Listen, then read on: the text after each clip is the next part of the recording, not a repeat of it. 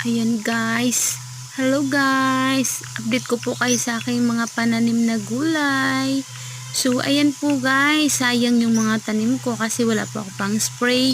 So ayan, inatake po ng mga pesti. Yung mga guys, mga kulisap, uod. Ayan, binubutas-butasan nila yung mga dahon. Tapos yung mga yung mga bulaklak, kinakain po nila. So ayan guys, kinakalaban po ako ng aking mga kalaban na uod. Tapos yung mga guys, yung parang mga kulisap-kulisap, mga insekto. Basta yun guys, mga piste. So yun, kawawa naman yung aking mga pananim guys. Pero ayan, ginugulay ko pa rin kasi sayang din. Pero yun nga, kailangan pipiliin mo yung mga napipili pa yung napapakinabangan. So ayun guys, thank you for watching.